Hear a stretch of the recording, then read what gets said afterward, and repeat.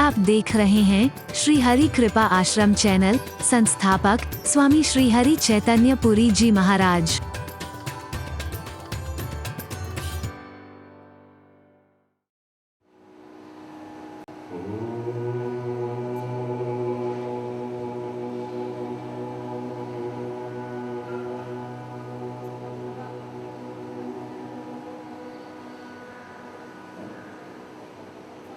सर्वे भवन्तु सुखिनः,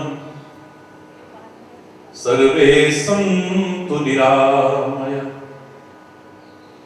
सर्वे भद्राणि पश्यन्तु, मा कश्चित् दुःखभाग् भवेत्। ॐ शान्ति शान्ति शान्ति। ॐ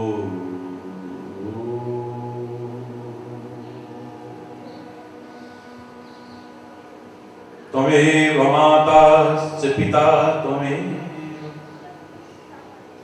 त्वमेव बन्धुश्च सखा त्वमेव विद्या द्रविणो त्वमेव सर्वं मम देव। ॐ शान्ति शान्ति शान्ति। ॐ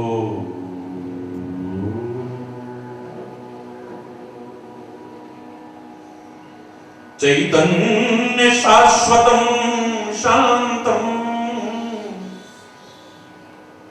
व्योमातीतं निरञ्जनं नादबिन्दुकलातीतं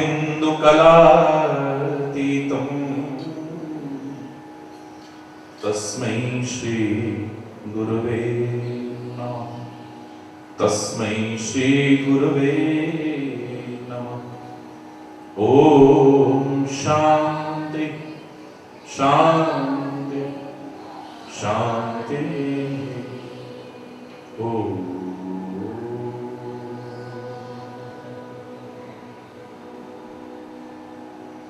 मन की तरंग रोक लो, बस हो गया भजन। मन की तरंग रोक लो, बस हो गया भजन। आदत बुरी सुधार लो, बस हो गया भजन। आदत बुरी सुधार लो, बस हो गया भजन। मन की तरंग रोक लो, बस हो गया भजन। मन की तरंग रोक लो, बस हो।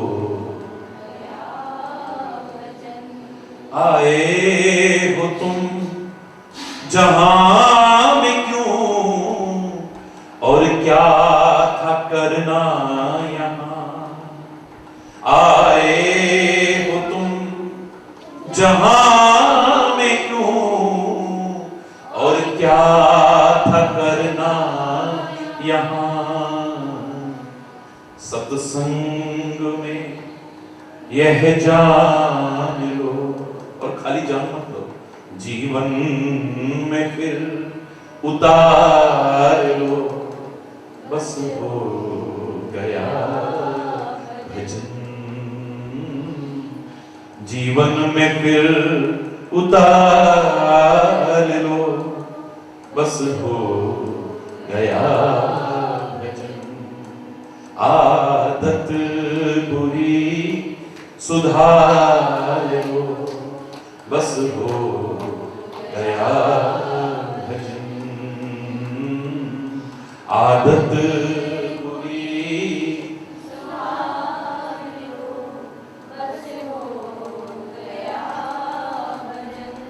सब राग द्वेष वैर तज, तू प्रेम सबसे कर। सब राग द्वेष वैर तज, तू प्रेम सबसे कर। उपकार कर पर कर गुना कर, बस हो गया भजन। उपकार कर पर गर्व ना कर, बस हो गया भजन। आदत बुरी सुधार लो, बस हो गया भजन। आदत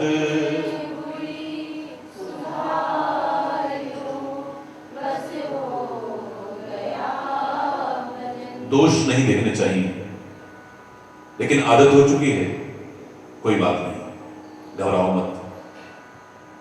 अब देखना, जरूर देखो। और मैं तो कहूंगा जो नहीं देखते हैं वो भी देखो, बस फर्क होना चाहिए। पहले अपने दूसरों के देखते थे, अब अपने देखना शुरू करो। गर दोष देखने ही हैं तो क्यों ना अपने दे। दूसरों पर मिथ्या दोष का आरोपण नहीं। गर दोष देखने ही हैं तो क्यों ना अपने देख। निंदा पराई कर पाप ना ले, बस हो गया भजन। निंदा पराई कर पाप ना ले, बस हो गया भजन। आदत बुरी सुधार लो, बस हो गया भजन। आदत बुरी सुधार लो, बस हो गया भजन। बस हो गया भजन, बस हो गया भजन। बोलो श्री गुरु महाराज की जय, बोलो कामा के कन्हैया की जय, बोलो राखी वाले भैया की जय। हरि बोल, हरि बोल, हरि बोल।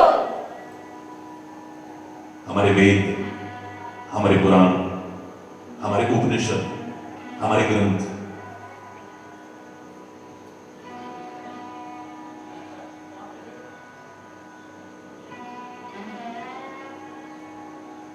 मन में उठने वाले स्वाभाविक प्रश्नों के प्रति, जिज्ञासाओं के प्रति जागरूक होकर के सटीक उत्तर देते हैं।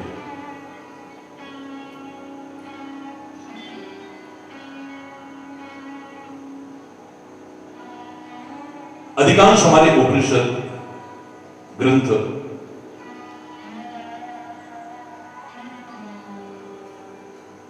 प्रश्न उत्तर पर भी आधारित है।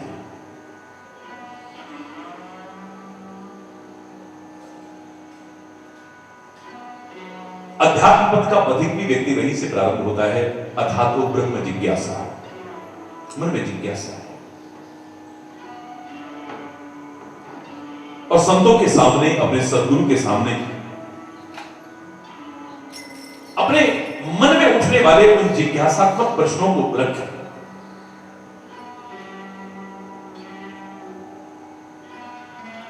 अधिकारी बनकर के, अधिकारी नहीं, मैं ये कहने में संकोच नहीं करूंगा कि आर्थ अधिकारी बनकर के यदि रखें, हमारे महापुरुष कुछ भी गोपनीय नहीं रखेंगे, हमारे सामने सब कुछ उजागर करेंगे। चाहे रामचरितमानस देखें, प्रश्न और उत्तर का मधुर संवाद सामने नजर आता है। याज्ञवल्क्य और भारद्वाज के प्रश्न उत्तरों की श्रृंखला सामने आती है।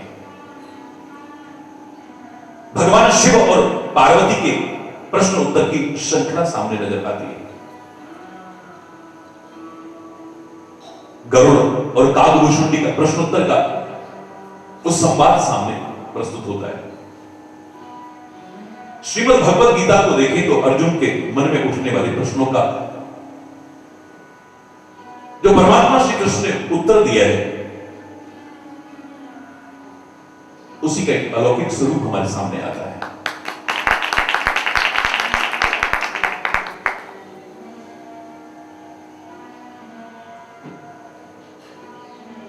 महापुरुषों की एक विशेषता है,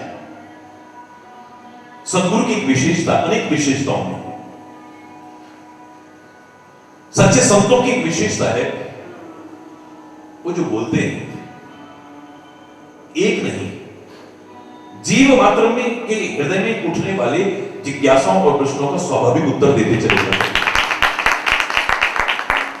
कई बार आपको भी लगता होगा कि हमारे मन में जो प्रश्न आ रहा था उसका उत्तर तो हमें प्रवचन में देंगे,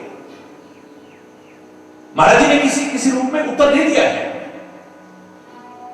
हमारे मन में जो शंकाएं आती हैं, जिज्ञासाएं आती हैं, प्रश्न आते हैं, सत्संग की विशेषता है कि उनके स्वाभाविक उत्तर हमें प्रदान करता है। जो उठ रही हैं उनका भी, और जो कभी उठ सकती हैं उनका भी उत्तर देना है। उसके बावजूद अगर हमारे मन में कोई प्रश्न उठता हो, कोई जिज्ञासा आती हो, उसे अपने महापुरुषों के सामने, अपने सद्गुरु के सामने, संतों के सामने उजागर करने में संकोच भी नहीं करना चाहिए। हां, प्रश्न करने की एक रीति है, उसको नजरअंदाज नहीं करना है। जो गीता में भी कहा है, परिपातेन प्रश्नेन, विनम्रतापूर्वक समर्पित भाव से कुछ जानने की चाह रखते हुए मन में प्रश्न करने की रीति, परीक्षा करने के लिए नहीं। हमने ऐसा प्रश्न किया, कोई जवाब नहीं दे पाया, देखते हैं जवाब दे पाते हैं कि नहीं। हरि बोल, हरि बोल। कोई भी आपके प्रश्न का उत्तर देने को बाध्य नहीं है, न संत बाध्य हैं, न सद्गुरु बाध्य हैं, न महापुरुष बाध्य हैं। हां, आपके मन में जब तीव्र जिज्ञासा आती है तो उसको शांत करना उनका पुनीत कर्तव्य बनता है। इसलिए प्रश्न मन में जो उठते हैं वो शंकात्मक भी हो सकते हैं, जिज्ञासात्मक भी हो सकते हैं।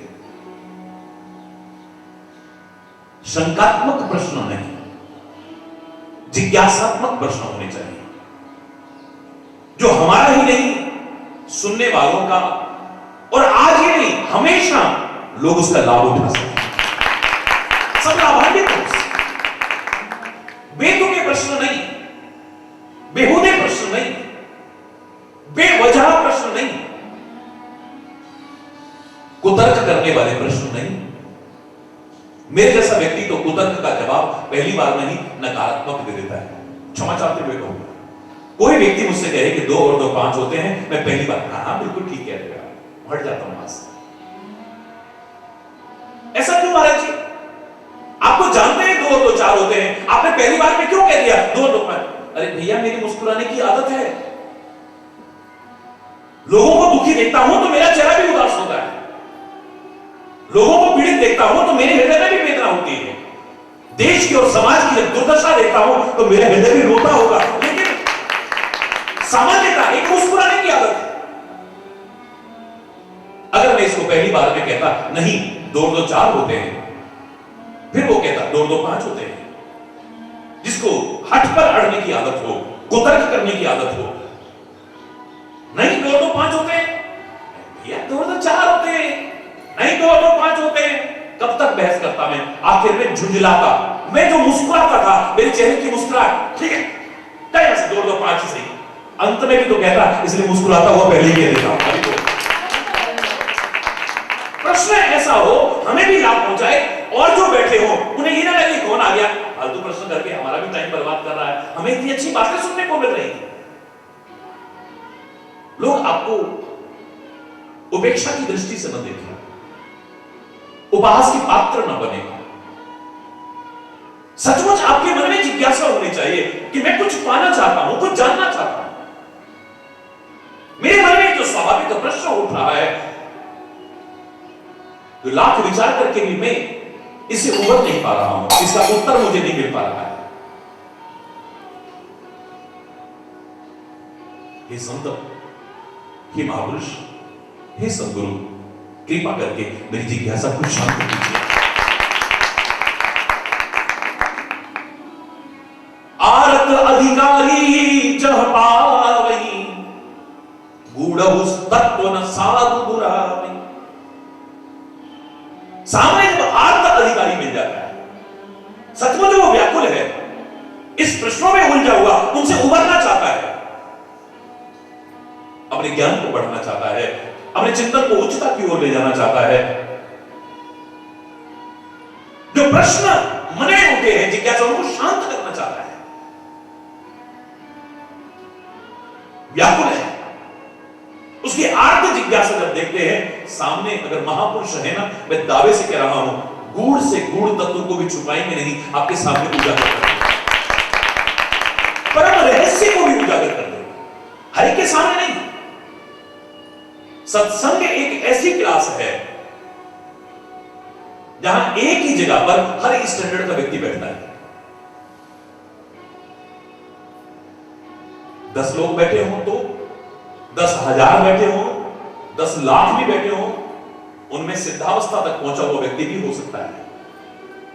सत्संग में रुचि है फिर भी सुनता है। जो साधनावस्था में चल रहा है वो भी बैठा हुआ हो सकता है। जो अभी तक इस मार्ग पर चला ही नहीं है, चाहे किसी के प्रेरित करने पर या किसी वजह से भी आया है, अभी उसके मन में श्रद्धा नहीं है, उसके मन में आस्था नहीं है, वो भी वहीं पर बैठा हुआ है। वक्ता की विशेषता वो होनी चाहिए। अन्यत्र क्लासों में तो पहली क्लास अगर है तो पहली क्लास का स्तर का व्यक्ति ही बैठता है। एमए की क्लास है तो एमए क्लास के स्टैंडर्ड का व्यक्ति ही बैठता है। पीएचडी में अगर कर रहा है तो उसका स्तर अपना अपना स्तर है, उसी क्लास में उस स्तर के लोग ही बैठते हैं। सत्संग एक ऐसी क्लास है, सब एक साथ बैठते हैं विभिन्न स्तर के। बोलने वाले की विशेषता यह हो कि यहां से कोई भी खाली ना जाए, हर एक को कुछ मिले, चाहे वो अभी इस मार्ग पर नहीं चला है, वो भी सोचने पर मजबूर हो जाए। जो साधना अवस्था में चल रहा है उसे लगे कि इन बातों से मेरी साधना पूर्ण हो सकती है, मैं इस मार्ग में और आगे बढ़ सकता हूं, अपनी साधना की बाधाओं को दूर करके सिद्धावस्था तक पहुंचने की कोशिश कर सकता हूं। और सिद्धावस्था में जो पहुंच चुके हैं, अपने स्तर को कायम रखने के लिए मुझे सहायक हो रही है ये बातें।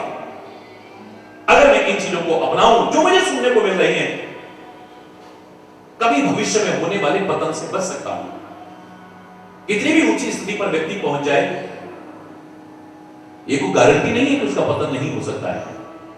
सावधानी हटी, दुर्घटना घटी।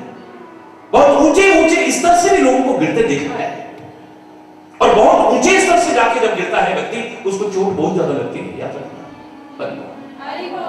उसकी क्षति भी बहुत ज्यादा होती है। बहुत ऊंचे स्तर पर रामचरितमानस आप सामने रखते हैं, कितनी ऊंची स्थिति में है जय और विजय। परमात्मा श्री हरि के प्रिय द्वारपाल हैं, वैकुंठ में रहते हैं। वैकुंठ कहां है, कैसा है, मैं इस बहस में नहीं पढ़ता हूं। यहां है, वहां है, वहां है, मैं इस बहस में नहीं पढ़ता हूं। लेकिन इतना तो कह सकता, बहुत ऊंची स्थिति है, वैकुंठ में पहुंच चुके हैं, यानी बहुत ऊंची स्थिति में पहुंच चुके हैं।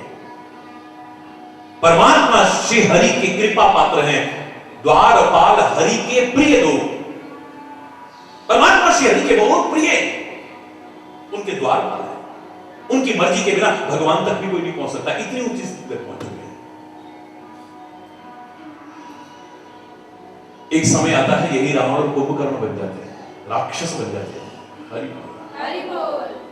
ये इतिहास को देख के ये प्रेरणा लेनी है, अभिमान नहीं करना है। बहुत ऊंची सदी पे कब गिर जाए पता नहीं चलेगा। सच का ये पथ है, धर्म का मार्ग, संभल संभल चलना प्राणी। पग पग पर है यहां रे कसौटी, कदम कदम पर कुर्बानी। मगर तू डावाडोल न होना, तेरी सब पीर हरेंगे राम। दूसरों का दुखड़ा दूर करने वाले, तेरे दुख दूर करेंगे राम। इसलिए हमेशा सतर्क रहना है। महापुरुषों की, संतों की एक विशेषता है, अनेक विशेषताओं में सावधान मानद वत धीरा, 10 संतों के लक्षण बताए जाते हैं। उनमें एक लक्षण ये भी है कि सावधान, हमेशा अलर्ट रहते हैं।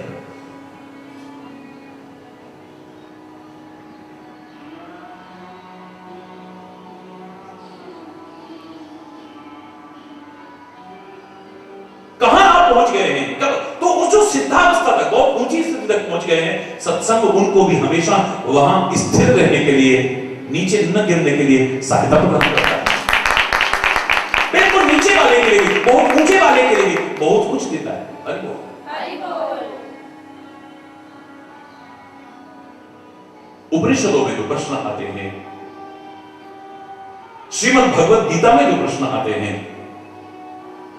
श्रीमद् भागवत में जो प्रश्न आते हैं, महाभारत में जो प्रश्न आते हैं, वेद पुराणों और विभिन्न ग्रंथों में जो प्रश्न उत्तरों की एक श्रृंखला नजर आती है, रामचरितमानस में जो प्रश्न आते हैं, उस समय भी लोगों को लाभ पहुंचा रहे थे, आज भी लाभ पहुंचा रहे हैं और आगे भी लाभ पहुंचाएंगे। आप क्या सोच रहे हैं, श्री कृष्ण ने जो बोला वो खाली अर्जुन का भ्रम मिटाने के लिए था? खाली अर्जुन के मन में उठने वाले उन प्रश्नों और जिज्ञासाओं को शांत करने की थी? क्या उसी के लिए उपयोगी थी वो? भगवान श्री कृष्ण जो अर्जुन को सिखा रहे थे वो अर्जुन के लिए ही था? अगर था तो आज हमारे सामने गीता की क्या आवश्यकता है? वो खाली अर्जुन के लिए नहीं था, तब भी सबके लिए लाभदायक था, आज भी और आगे भी हमेशा लाभदायक है। हाँ, प्रश्न जिज्ञासात्मक होने चाहिए, शंकात्मक नहीं। रामचरितमानस में 2 प्रसंग मिलते हैं, दोनों में बड़ा अच्छा पता लगता है साफ साफ कि शंकात्मक प्रश्न क्या है, जिज्ञासात्मक प्रश्न क्या है। भगवान शिव की अर्धांगिनी सती, भगवान शिव ने जब वन यात्रा में मार्ग में लौट रहे थे अगस्त्य ऋषि के यहां से, तो श्री राम वनवास के दौरान हासीते हासीते हासीते रोते बिलखते जा रहे थे। लेकिन भगवान शिव ने पहचाना, दूर से ही प्रणाम किया। पास जाके प्रणाम करूंगा तो लोग पहचान जाएंगे, उनकी लीला में बाधा पड़ेगी। भगवान गुप्त रूप से प्रकट हुए। लोगों के मन में आएगा जब शिव इनको प्रणाम कर रहे हैं तो ये कोई राजकुमार नहीं है, ये परब्रह्म परमात्मा है। इनकी लीलाओं में बाधा ना पड़े, इसे दूर से ही प्रणाम किया। सती ने देखा एक राजकुमार जो अपनी पत्नी की विरह में रोता बिलखता जा रहा है, उसको सच्चिदानंद परमात्मा के करके प्रणाम कर रहे हैं भगवान शिव। अब प्रश्न उठते हैं, वो जो निर्गुण है, अजन्मा है, अव्यक्त है, अगोचर है, निराकार है, वो एक मानव मन की दुनिया में क्यों आएगा? मानव बन करके भी आया है तो जंगलों में क्यों भटकेगा? जंगलों में भटक रहा है तो नारी के विरह में इतना दीनहीन बन जाएगा? हे नदियों, हे वृक्षों, हे भौरों की पंक्तियों, हे पक्षियों, क्या तुमने मेरी प्रेमनी सीता को देखा है? रोते बिलखते जा रहे हैं। ये भगवान कैसे हो सकता है? चलो इतने पर भी शिव स्वयं परमात्मा है, ये कह रहे हैं तो गलत नहीं हो सकता है। चलो मैं मान लेती हूं भगवान है। तो फिर प्रश्न उठता है कि भगवान तो अंतर्यामी है, घट-घट के जानने वाले हैं, इनको ये पता नहीं कि मेरी सीता कहां है? हरि बोल। ये जो खोजते हुए जा रहे हैं, बिलखते हुए जा रहे हैं, इनको ये पता नहीं कि मेरी सीता का ये भगवान कैसे हो सकते हैं। ये प्रश्न आए हैं, आप स्वयं विचार कीजिए, ये जिज्ञासात्मक प्रश्न है या शंकात्मक प्रश्न है? जोर से बोलो। शंकात्मक प्रश्न है, शंका है, ये भगवान कैसे हो सकता है, ये भगवान कैसे हो सकता है, ये भगवान कैसे हो सकता है।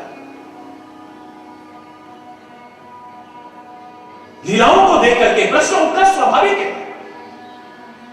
महापुरुषों की, परमात्मा की जो साकार लीला है, उन्हें देख करके अच्छों की बुद्धि भ्रमित हो जाती है। लेकिन लाभ कुछ नहीं मिलेगा यदि प्रश्न शंकात्मक हुआ। अब यही सती जब अगले जन्म में पार्वती बनती हैं, भगवान शिव से कहती हैं, मेरे मन में अब पहले वाली शंका नहीं है। हे परमात्मा शिव, मैं जानना चाहती हूं कि वो निराकार परमात्मा निराकार क्यों हुआ। वो जो निर्गुण परमात्मा है, अजन्मा है, अव्यक्त है, अगोचर है, निराकार है, उस साकार होकर के इस धरा पर क्यों आया, मैं जानना चाहता। अब ये प्रश्न क्या है? जानना चाहती हूं। प्रश्न वही है, क्यों आया? पहले माता क्यों आएगा, मानव बन के क्यों आएगा, यहां मानव बन के क्यों आया, और मानव बन करके आया तो जंगलों में क्यों भटक रहा था, जंगलों में भटक रहा था तो इतना दीनहीन नारी के गृह में क्यों हुआ था। और परमात्मा तो सर्वज्ञ है, अंतर्यामी है, सब कुछ जानते हैं, खटखट की जानते हैं, ऐसी लीला क्यों कर रहे थे जैसे उनको कुछ पता ही नहीं है। हरि बोल, I want to know.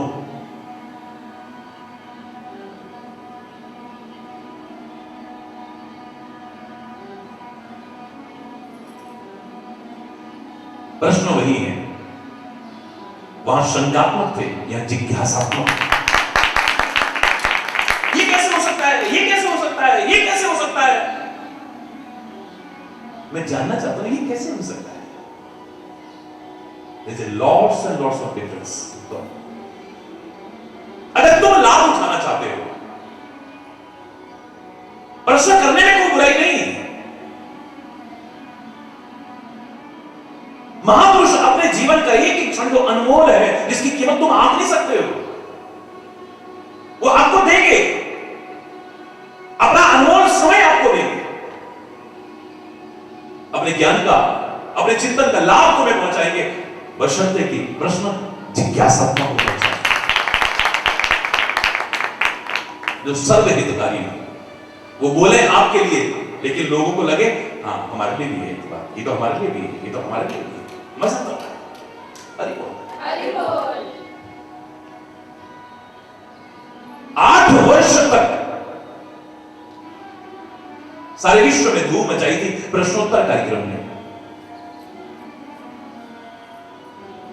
Channel पर सारा विश्व देखता था,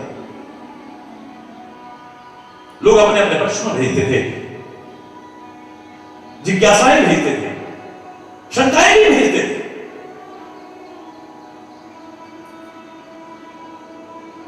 धार्मिक कार्यक्रमों की श्रृंखला में शायद सारे विश्व में उस कार्यक्रम ने कीर्तिमान की स्थापना की।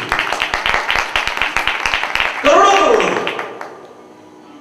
रविवार के दिन खाना पीना चाहे छोड़ दे, कुछ भी 1 घंटा जो कार्यक्रम आता था उसको देखते थे। और अभी बहुत चैनलों की इच्छा है कि कृपया हमारे चैनल पे वो कार्यक्रम प्रारंभ किया जाए, और शायद शीघ्र ही फिर प्रश्नोत्तर कार्यक्रम प्रारंभ होगा। लोगों के मन में उठने वाले उन प्रश्नों के, उन जिज्ञासाओं के स्वाभाविक उत्तर उन्हें मिल सके। दुनिया का कोई ऐसा प्रश्न नहीं है जिसका उत्तर नहीं बना है। दुनिया में कोई शंका ऐसी नहीं है, समस्या ऐसी नहीं है जिसका समाधान ना बना हो। याद रखो, कोई भी ताला ऐसा नहीं बनता है जिसकी चाबी ना हो। अगर ताला बनता है तो उसकी चाबी पहले बन जाती है। कोई समस्या ऐसी नहीं जिसका समाधान, बशर्ते कि आप सही जगह पर जाकर के अपने मन के भाव को उजागर करें। हर जगह नहीं, कुछ भी मन में आ रहा है वो तो मैंने आपको हमेशा कहा है, मूक रहना, बोलना मत हर किसी के सामने, अपनी हृदय निधि खोलना मत हर किसी के सामने। हर एक के सामने उजागर नहीं, हृदय के भाव चाहे चाहे वो सुख के हो या दुख के हो या शंका के हो या जिज्ञासा के हो, कोई भी हो, हर एक के सामने उजागर नहीं करना है।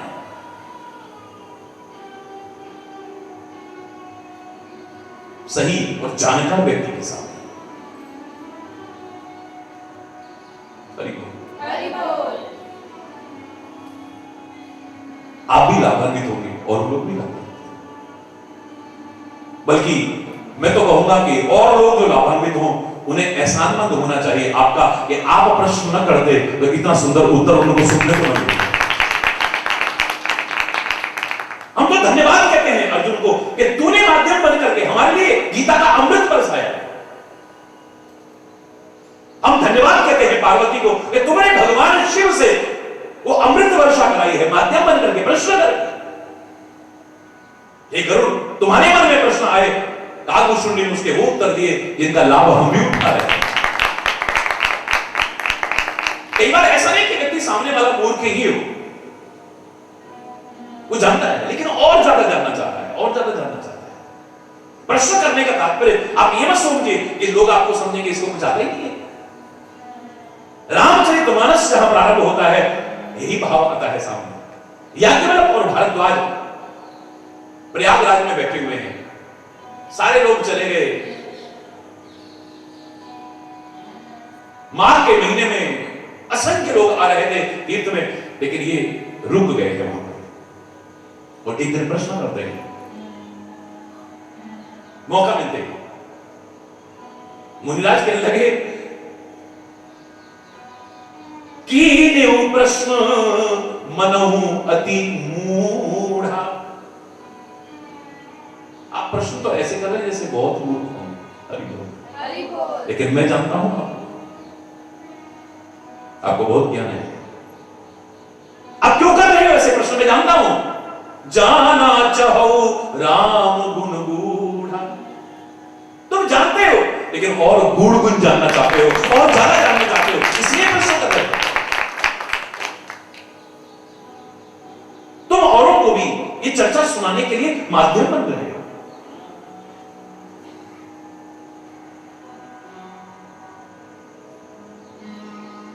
आज मैं रामचरितमानस के गरुड़ के द्वारा कागभूषण से पूछे 7 प्रश्नों को माध्यम बना करके इस 7 प्रश्न मानस के प्रसंग प्रारंभ कर रहा हूं।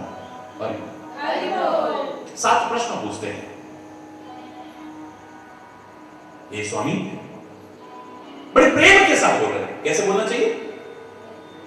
पुनि सप्रेम बोलो खगराओ, प्रेम के साथ बोलते हैं।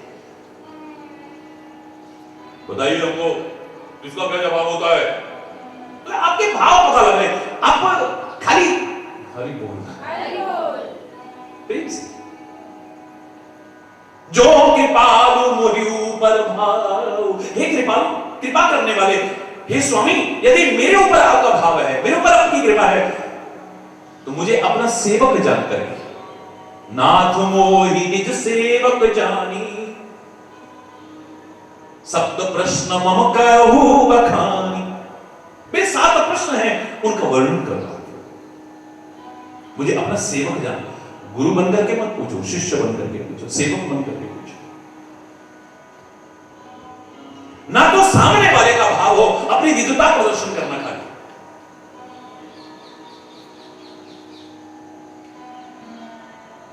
पहली क्लास का बच्चा है, आप एमए, पीएचडी, पता नहीं कितनी डिग्रियां हैं आपके पास, आप अपनी विद्वता प्रदर्शित करने लग गए, उस बच्चे के दिमाग में कुछ नहीं आएगा। ये मत सोचिए कि लोग कहेंगे और इतना विद्वान है, इतनी सिंपल सी बात कर रहा है। सामने वाले के हिसाब से समझाने की कोशिश करो। कैसे? हमारा उद्देश्य भी विद्वता प्रदर्शन न हो। ऐसा जटिल जटिल बोला, ऐसा बोला, पता लगा आधे से ज्यादा लोगों के ऊपर से निकल रहा। हरि बोल।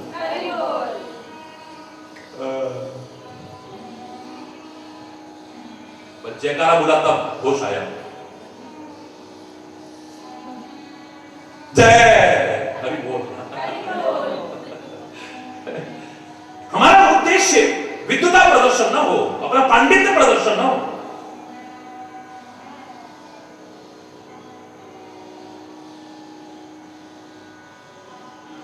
और सामने वाला भी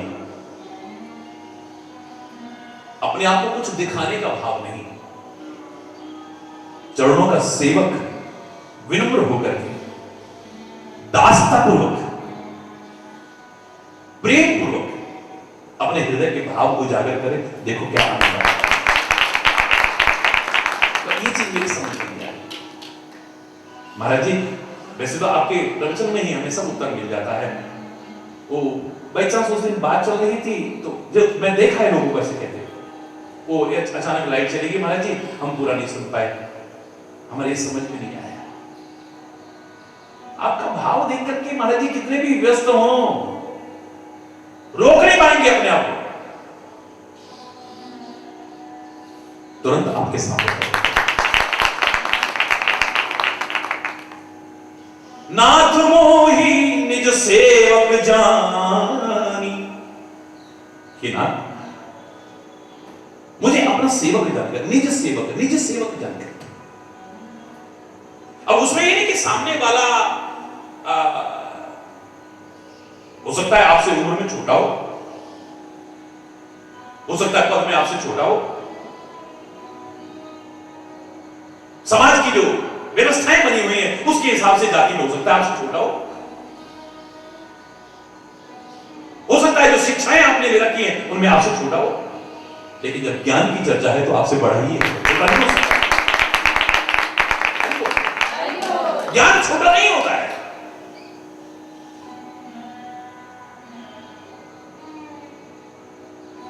गरुड़ पक्षी राज है और कागुशुंडी कौवा यानी चंडाल पक्षी है। पक्षियों का राजा प्रश्न कर रहा है किससे? चंडाल पक्षी माने जाने वाले कौवे से। लेकिन जब प्रश्न कर रहा है उन्हें सद्गुरु मान करके उनके चरणों का सेवक करके, फिर उस समय राजा नहीं है, क्योंकजिससे हम कुछ सीखना चाह रहे हैं उससे बड़े होकर के नहीं। हरि बोल, हरि बोल। झोली फैला। राजा महाराजा भी एक दर ऐसा है जहां हाथ फैलाने को, झोली फैलाने को तैयार हो जाए। वो सद्गुरु का दर हो सकता है, संत का दर हो सकता है, परमात्मा का दर हो सकता है, और कोई नहीं। सारी दुनिया में बांटता है, सारी दुनिया में। उसको भी मंदिर में यूं करके प्रसाद लेते देखा है।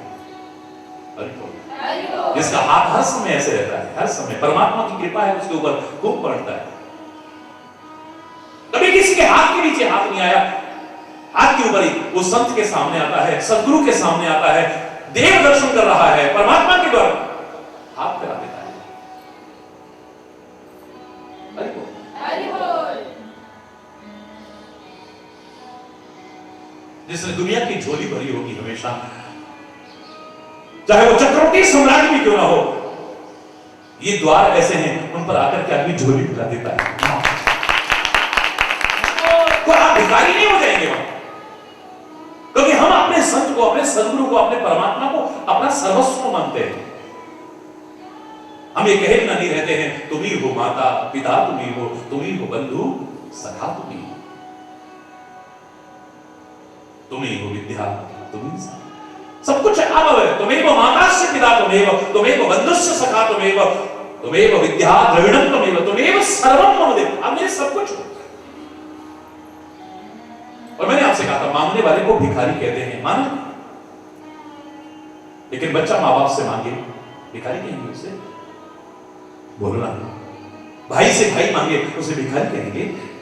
मित्र से मित्र कभी मांग ले भिखारी कहेंगे? हरि बोलना, हरि बोल। बाकी पत्नी एक दूसरे से कभी मांग लेते हैं तो क्या भिखारी होंगे?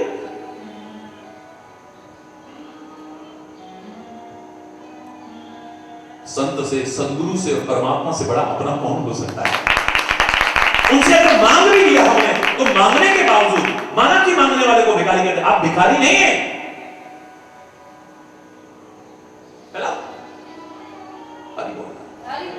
हाँ, इतना जरूर है कि उनसे जो मांगना चाहिए वो मांगो।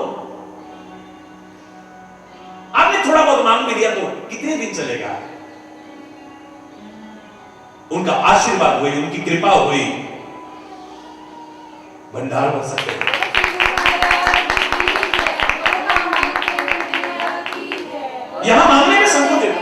करो, जब मांगना शब्द का प्रवचन किया था मैंने क्या कहा था? दुनिया से तो मांगना और यहां से मांगना की मंगलाए गहरा को देके जो पछतावे, मांग ले अपने सतगुरा तो देंदे या देर न लावे, गैर कोलो मंगीना और गुरा कोलो संगीना। मत शर्माना, यहां कृपा मांग, ज्ञान मांग, अच्छा विचार मांग, मांगे ऐसे नहीं।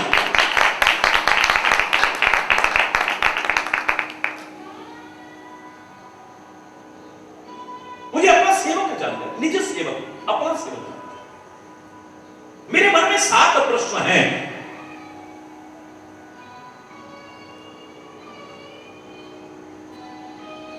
हे स्वामी, पक्षियों का राजा किससे कह रहा है? चंडाल पक्षी से।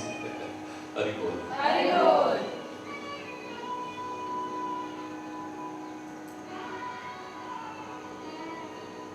महाराष्ट्र में आपने सुना होगा संत ज्ञानेश्वर का नाम, ज्ञानेश्वरी गीता भी उनकी बहुत प्रसिद्ध हुई।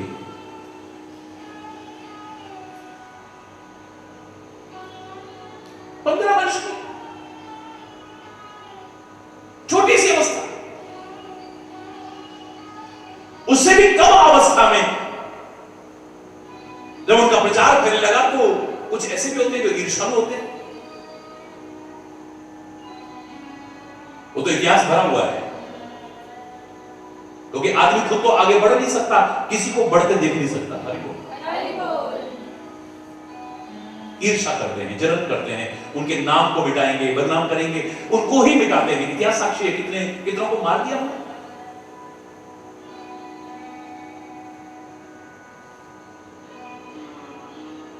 संत ज्ञानेश्वर के भी ईर्ष्यालु थे, और उनमें एक ईर्ष्यालु कैसा, जिसने हजारों वर्ष तपस्या की।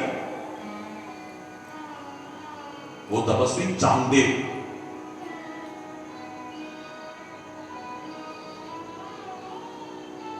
उसके मन में आया कि मैंने इतनी बार काल को भी जीता है, मेरे अंदर इतनी सिद्धियां हैं, इतनी शक्तियां हैं, इतने चमत्कार करता हूं, मेरा इतना विचार नहीं है जितना कि कल के छोकरे का। हरि बोल, हरि बोल।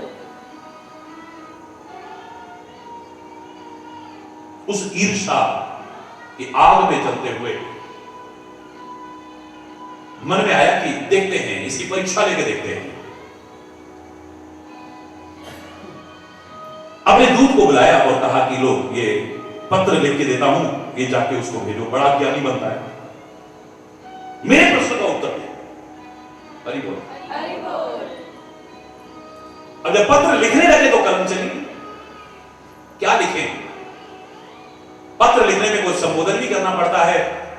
ए बच्चे, ये तो नहीं लिख सकते, तुम उनसे कुछ जानना चाह रहे हो, और परम आदरणीय लिख नहीं सकते क्योंकि अपना मिथ्या अहंकार सामने आ रहा है। परम पूजनीय, परम आदरणीय लिख नहीं सकते, और बच्चा उसे लिख नहीं सकते क्योंकि दुनिया पूज रही है। हरि बोल, हरि बोल। तो इसी उधेड़ गुण में वो कुछ नहीं लिख पाए। कहते हैं कोरा कागज भेज दिया। हरि बोल, हरि बोल। जोर से बोलो, हरि बोल। संत ज्ञानेश्वर के पास जब पहुंचा कि ये जो बहुत महान तपस्वी हैं चांगदेव जी महाराज, उन्होंने आपके लिए पत्र भेजा है। खोला तो उसमें कुछ लिखा ही नहीं। संत ज्ञानेश्वर नन्हे से बालक कहते हैं, जाके चांगदेव से कहना कि उम्र तो बहुत है, तपस्या भी बहुत है, शक्तियां भी बहुत है, लेकिन जीवन कोरे कागज की तरह रहा, कुछ पाया। जाके कहना कि तुमने कुछ पाया नहीं, हासिल नहीं किया कुछ भी, उम्र तो तुम्हारी बहुत है, शक्तियां और चमत्कार भी बहुत है, लेकिन कोरा कागज है तुम्हारा जीवन। हरि बोल, हरि बोल।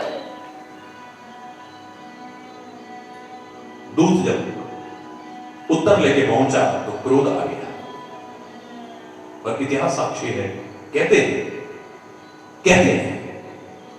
कि गुस्से में वो आग बबूला होता हुआ शेर की सवारी करके, सांप का हंटर लेके आकाश मार्ग से उड़ता हुआ आता है। मैं दिखाता हूं इसको, कल के छोकरे को, इसने मेरा अपमान किया,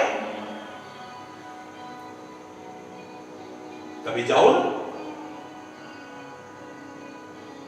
क्या कौन जगह है? आलिंदी ना। आज भी देखिए आप कितने भक्त जाते हैं वहां। पूना से थोड़ा आगे है तो कहते हैं वो दीवार है, अभी उस दीवार पर बैठे हुए गन्ना चूस रहे थे, जैसे बच्चे स्वाभाविक होते। लोग भागे भागे आए, आके चरणों में गिर के प्रार्थना, आप प्लीज अंदर चलिए, कृपया अंदर चलिए। क्या हो गया, क्या हो गया? बोले चांददेव जी क्रोध में आग बबूला होकर के आपकी तरफ आ रहे हैं, आकाश मार्ग से उड़ते हुए, शेर की सवारी करके, सांप का हंटर लेके। तो लगता है कुछ अनर्थ रहो, आप कृपया, आपसे बहुत हम प्यार करते हैं, आपको कुछ हो गया तो आप अंदर चलो, अंदर चलो। निर्भीकता पूर्वक कहते हैं घबराओ मत। फिर भी वो तपस्वी है, बहुत बड़ा तपस्वी है। दीवार, हमें उसका स्वागत करना चाहिए, सम्मान। इतना महान तपस्वी आता है, चलो। तो कहते हैं दीवार चलती। जब दीवार को चलते हुए देखा, सामने से आते हुए चांददेव की आंखें पटी की पटी रह गई कि मैंने तो सजीवों पर नियंत्रण किया है, जिसने निर्जीव पत्थरों पर भी नियंत्रण कर रखा हो वो क्या होगा? आके चरणों में गिर पड़ो। जिसका दीवारों पर, निर्जीव दीवारों पर भी नियंत्रण हो। ज्ञान की कोई उम्र नहीं होती है। उस समय में कोई शंका नहीं बनती। हमारी तो 90-100 साल की उम्र है और हम जैसे प्रश्न कर रहे हैं तो 20-30 साल का है।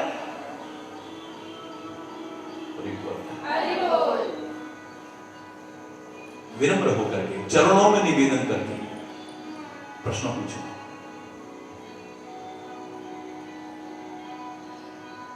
ज्ञान टेढ़ा मेढ़ा भी नहीं होता है। पानी आपको दिखता है टेढ़ा मेढ़ा, नदी में ऐसे चलता हुआ, लेकिन पानी टेढ़ा नहीं है। और जल से भी पतला है ज्ञान, ये कोई टेढ़ा मेढ़ा नहीं होता है। अष्टावक्र को देखकर के लोगों ने मजाक उड़ाया था, जो 8 जगह से टेढ़े थे।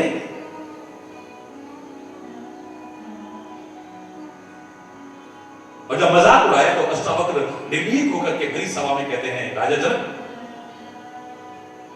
इन हंसने वालों से कहो, इन्होंने मेरे चमड़े की परख की है, मेरे ज्ञान को नहीं देखा है। ज्ञान टेढ़ा मेढ़ा नहीं होता है।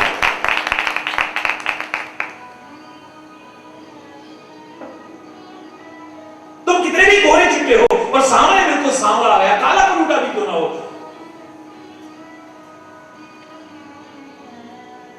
जैसे तुम सांवला और कलुआ कहते हो, उसने वो ज्ञान सुनाया है कि दुनिया की आंखें पटी की पटी रहे। अर्जुन की दुनिया की आंखें खोल दी, गीता की ज्ञान को सुनाकर, इसका कोई रंग भी नहीं है, कोई दीवार नहीं है सामने। जानकार होना चाहिए। चरणों में बैठो, निवेदन करो, अपने मन के भाव उजागर करो, फिर देखो तुम्हें क्या मिलता है।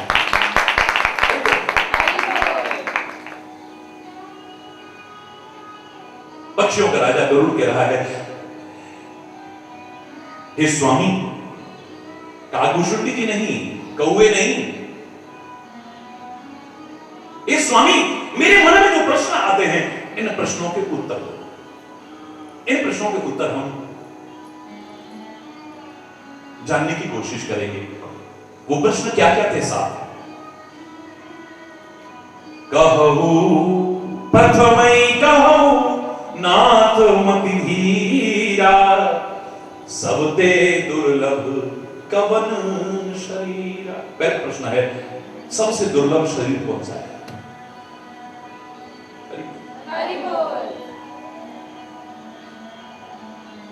भाई मैं गरुड़ के शरीर में हूं, तुम कौवे के शरीर में हो।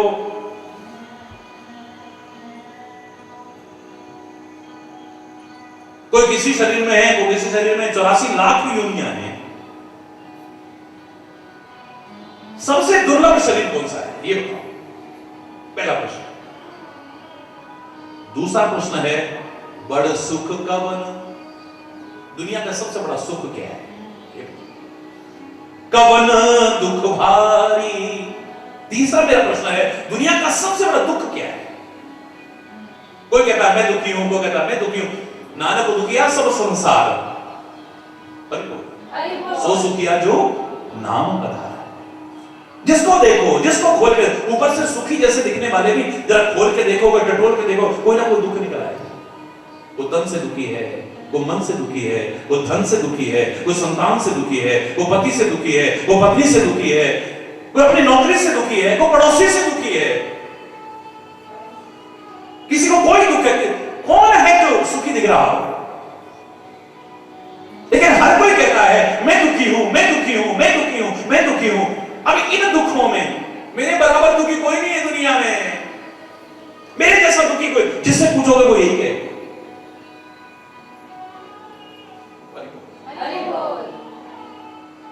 तभी तो मैं कहा करता हूं, शांति चाहते हो, संतुष्टि चाहते हो, तो दुख में अपने से बड़े को देखो। वो दुख में रोने वालों, जब अपने से बड़े दुखी को देखोगे लगेगा हमारा दुख तो कुछ नहीं। ऐसे ऐसे दुखी करोगे।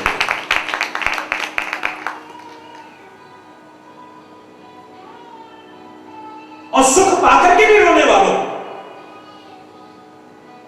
जो तुम्हें संतोष नहीं हो पा रहा है, क्योंकि तुम अपने से ज्यादा सुखी को देखते हो।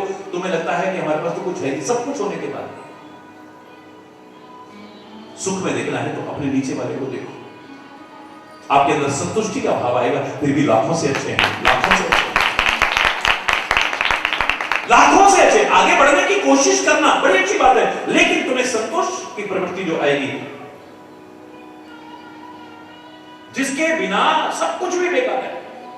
इसने गलत नहीं कहा था, बहुधन गजधन बाजधन और रतन धन खान, जब आवे संतोष धन सब धन दूर समान।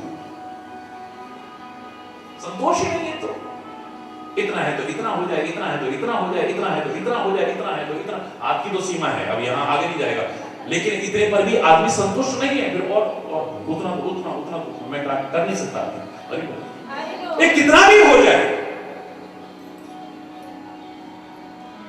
किसी अध्यापक से कहा कि सारी दुनिया की दौलत तुम्हें मिल जाए तो क्या करोगे? बोले ट्यूशन भी पढ़ाऊंगा और ज्यादा हो जाऊंगा। हरि बोल, जोर से बोलो। सारी दुनिया की दौलत तुमको मिल जाए तो क्या करोगे? बोले साथ में ट्यूशन पढ़ाऊंगा, फिर और भी ज्यादा हो जाएगा मेरे पास। मेरी भी संतुष्टि नहीं थी।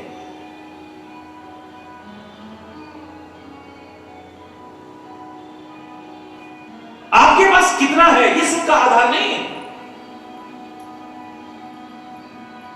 किसी चीज की कमी दुखी करने में, कमी महसूस होना दुख का कारण है। मैंने कहा था कम में और कमी में बहुत अंतर है। कम पदार्थ होना दुख का कारण नहीं है, कमी महसूस होना दुख का कारण है। नाले के किनारे पर झोपड़ी में पड़े हुए लोग भी नाचते देखे हैं हमने, आलीशान महल में भी लोग रोते देखे हैं हमने। हरि बोल। श्रम समय बता रहा हूं आपको, जहां कोई साधन नहीं उनके पास, कोई सुविधा नहीं है जिनके पास,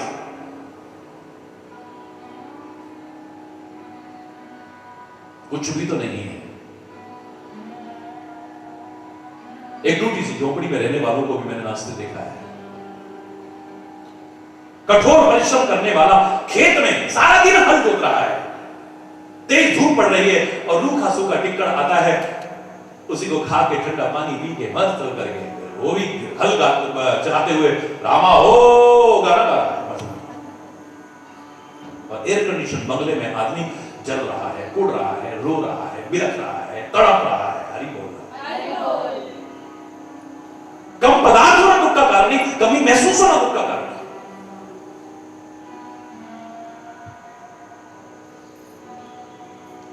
और कमी हमें कब महसूस होती है? जब हम कंपैरिजन करते हैं, तुलनात्मक अध्ययन करते हैं, और तुलनात्मक अध्ययन हमारा उल्टा हो जाता है।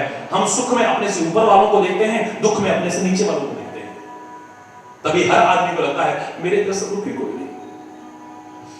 हर कोई ऐसे सुनाएगा जैसे इसके बराबर दुनिया में तो दुखी है ही नहीं। अगर इसने सही तरीके से सोचा होता, कितना भी दुख होता, फिर ये कहता नहीं अरे ऐसे ऐसे दुखी है, मेरा दुख तो उनके सामने कुछ भी नहीं है, मेरा दुख तो उनके सामने। देखो जरा दुनिया को, और सुख में भी जो संतुष्टि का भाव नहीं था वो आ जाएगा अगर अपने से नीचे वालों को देखें। आगे बढ़ने के प्रयास करो, बड़ी अच्छी बात। आपके पास इतना है, इतना इतना इतना खूब हो, और आप परोपकारी बने, सद्मार्ग में लगे, अच्छे काम करें, गरीबों की मदद करें, बड़ी अच्छी बात है। परमात्मा आपको खूब दे, मेरा कोई विरोध नहीं। लेकिन अगर संतुष्टि ना हुई तो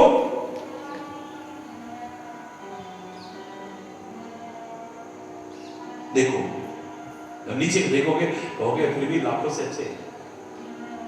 एक कमरे में रहने वाला उनको देखे जो झोपड़ी में रहते हैं, झोपड़ी में रहने वाला उनको देखे जिनके पास झोपड़ी भी नसीब नहीं है, फुटपाथ पर रहते हैं। पूरे मकान वाला एक कमरे वाले को देखे या किराए पे रहने वालों को देखे, सारी जिंदगी जिनकी किराए में निकल गई।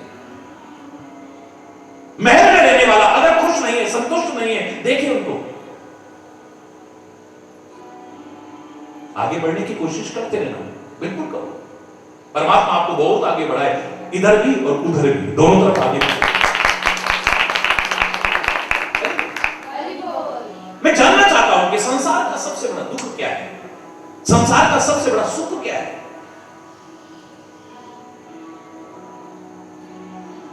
और एक बहुत जरूरी बात पूछनी है कि संत और असंत में क्या अंतर है। अरे तो किसी के माथे पर नहीं लिखा है कि कौन संत है, लोग धोखा खा जाते हैं।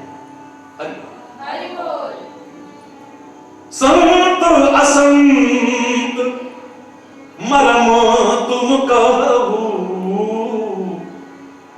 संत असंत मरम तुम जानहु, तीन कर सहज स्वभाव बखान। उनका जो सहज स्वभाव है उसके बारे में बताओ, जिसे पता लगे कि सब में संत है। या सामने हम ना भी पहचान पाए, हमें पता लगे कि हम संत हैं कि नहीं, हम कहीं दुर्जन तो नहीं है, दुष्ट तो नहीं है। अगर हम संत हो जाएंगे ना तो संत को पहचानने में देर नहीं लगेगी। हम सज्जन दुर्जन होकर के अगर परमात्मा को पहचान पाए, संत को पहचानना नहीं पहचान पाएंगे।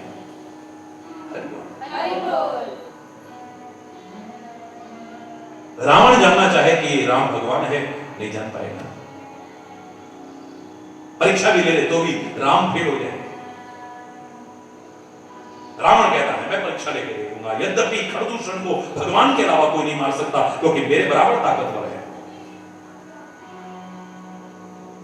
लेकिन ये भगवान है या नहीं, मैं परीक्षा लेकर के देखूंगा। और मेरी परीक्षा क्या होगी, मैं एक नकली हिरण बनाता हूं, न भूतो न भविष्यति, न ऐसा हुआ ना आगे होगा। उस नकली हिरण के पीछे अगर ये भागते हैं तो राजकुमार ये जा ही नहीं पाएगा। अरे नकली चीज के पीछे तो एक आम आदमी नहीं भागता, पता लग जाए कि नकली। अगर इन्हें पता लग जाता है ये नकली है और उसके पीछे नहीं भागते हैं तो भगवान है, और पीछे भागते हैं तो राजकुमार है। सुंदर सा हिरण देखा, शिकार खेलने लगे। तो राम जी उसके पीछे भागे या नहीं भागे बोलो? तो रावण की परीक्षा में क्या सिद्ध हुए, भगवान या मनुष्य? जोर से बोलो।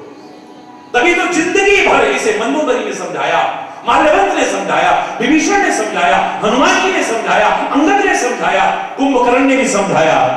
किसने नहीं समझाया? ये भगवान है, भगवान से नहीं हो ही नहीं सकते। मैंने परीक्षा लेके देखा है, आम आदमी है। हरि बोल। भगवत तत्व को उजागर किए बिना तुम भगवान को नहीं पहचान सकते। अपनी संतता को जागृत किए बिना आप संत को नहीं पहचान सकते। याद रखना इसका। 4 क्लास पास हो और एमए पीएचडी की परीक्षा लेना चाहो, क्यों देगा वो तुमको परीक्षा भाई? है? और देगा भी तो तुम समझोगे क्या? तुम नहीं समझ पाओगे। जिसकी तुम परीक्षा लेना चाहो, ये तो एक सामान्य नियम है, उससे ज्यादा योग्यता होनी चाहिए या कम से कम उसके बराबर तो योग्यता होनी चाहिए। इसलिए परमात्मा की क्या परीक्षा लेंगे हम, सदगुरु की क्या परीक्षा लेंगे हम, संत की क्या परीक्षा लेंगे? समर्पण ही हो सकता है कुछ और। क्या परीक्षा लेंगे? हाँ, हमें पता लगना चाहिए कि संत का क्या स्वभाव है, सहज स्वभाव क्या है।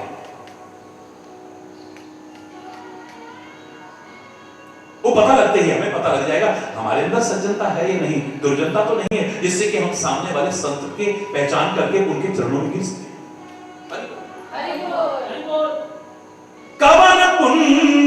श्रुति विदित विशाला। दुनिया का सबसे बड़ा पुण्य क्या है? और कहू कवन अग परम कराला। दुनिया का सबसे कराल भयानक पाप क्या है, ये भी मुझे बता देना। और 7वां प्रश्न, मानस रोग कहो समझाई। मुझे मानसिक रोगों के बारे में बताइए, क्योंकि तन के रोगों को सब जानना चाहते हैं, मन के रोगों को नहीं जानना। मन के क्या क्या रोग है? हरि बोल, जोर से बोल।